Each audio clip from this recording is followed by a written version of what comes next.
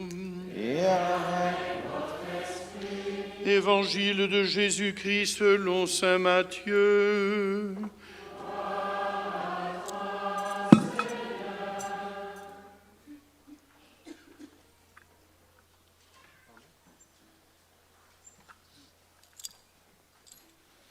En ce temps-là, partant de Génézareth, Jésus se retira dans la région de Tyr et de Sidon. Voici qu'une Cananéenne, venue de ces territoires, disait en criant « Prends pitié de moi, Seigneur, fils de David. Ma fille est tourmentée par un démon. » Mais il ne lui répondit pas un mot.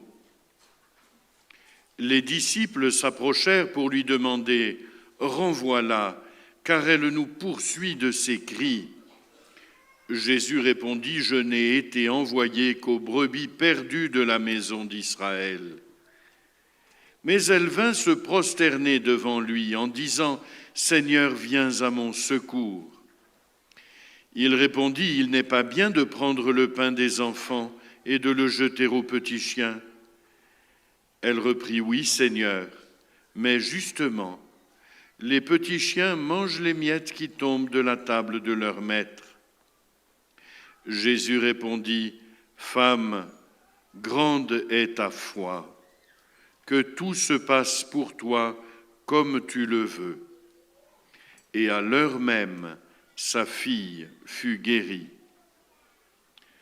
Acclamons la parole de Dieu.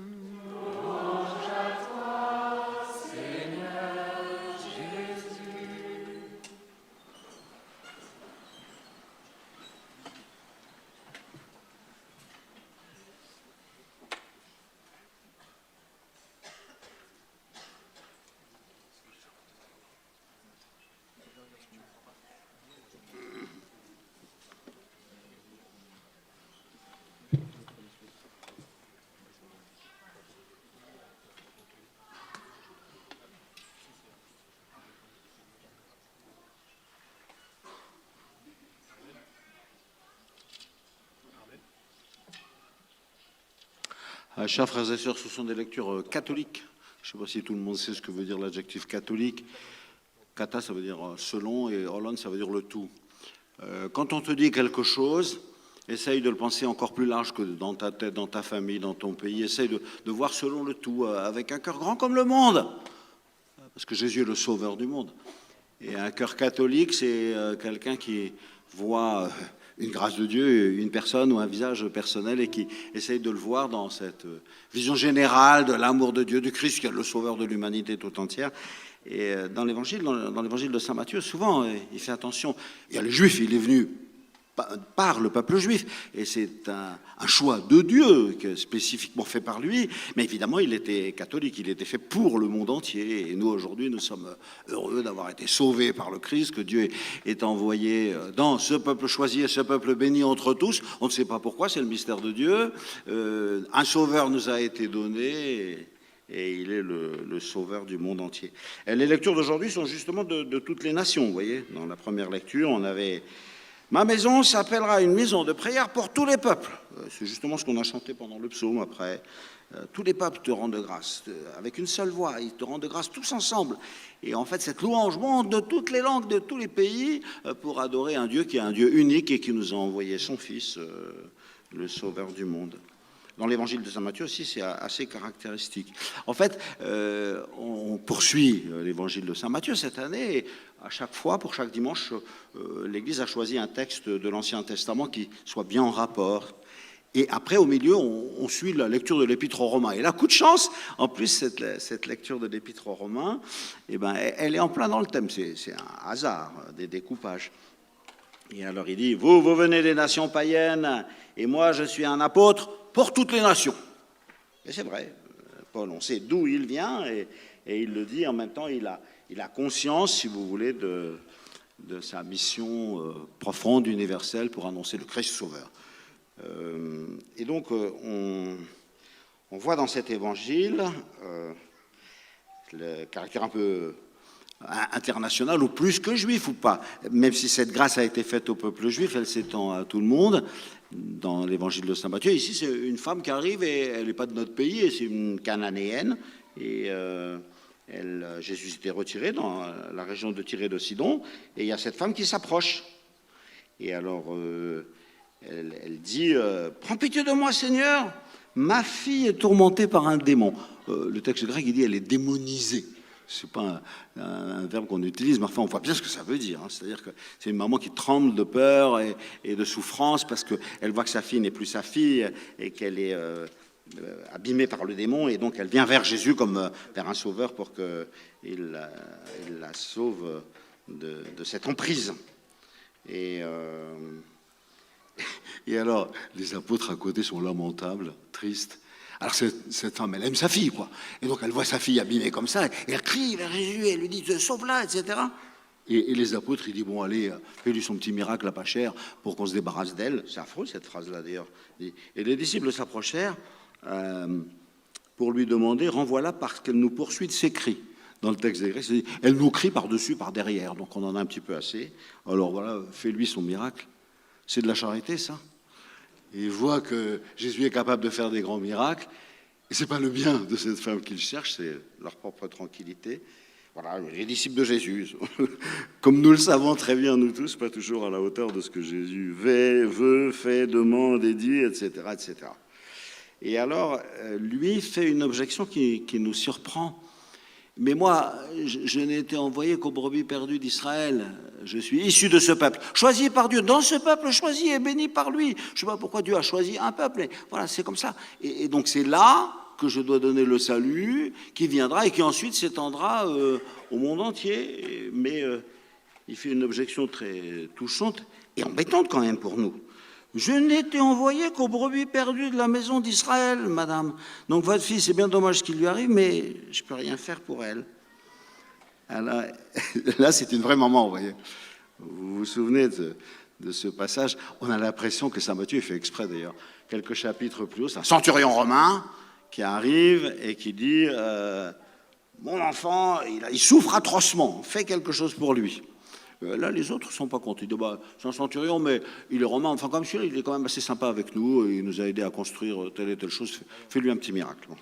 Et ici, il y a donc cette femme. Et elle entend l'objection de Jésus. Elle s'en fiche complètement parce que c'est une maman. Elle aime sa fille. Elle voit sa fille malade. Et elle dit, celui-là, c'est quelqu'un qui serait capable de me la guérir. Donc, je vais faire sauter les objections de sa tête. Hein, et puis, il va me la guérir. Parce que moi, je veux qu'elle guérisse ma fille, quoi. Et alors, là, c'est assez intéressant. Elle ne parle plus de sa fille. Dans la deuxième, elle vient se prosterner devant lui, elle lui dit, Seigneur, viens à mon secours. Si tu guéris ma fille, c'est moi que tu secours, quoi. Parce que moi, je suis une maman, quoi. Donc, quand ma fille est malade, je suis dans la maladie de ma fille, et c'est complètement insupportable. Et toi, puisqu'il paraît que tu es capable de guérir des maladies, guéris la fille, viens à mon secours. C'est très beau, le sentiment de l'union entre cette maman et sa fille, et elle est dans la souffrance de sa fille, en fait. Elle descend dans la souffrance de sa fille, et elle n'existe que pour elle, et elle dit, voilà le salut qui est possible, et on la comprend. Et là, Jésus fait une réponse, je ne sais pas comment vous l'avez, j'espère que vous avez tous préparé cet évangile dans la prière, comme il faut faire pour chaque dimanche. C'est très important parce qu'il faut avoir l'évangile dedans quand le prêtre l'explique et le commente à sa manière. Comme ça, vous êtes en dialogue. Et vous dites, j'ai pas pensé comme ça, je suis pas d'accord avec lui. Homélie, c'est un mot grec qui veut dire dialogue.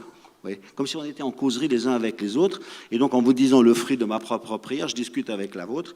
Et ainsi, cet évangile est vraiment extrêmement vivant.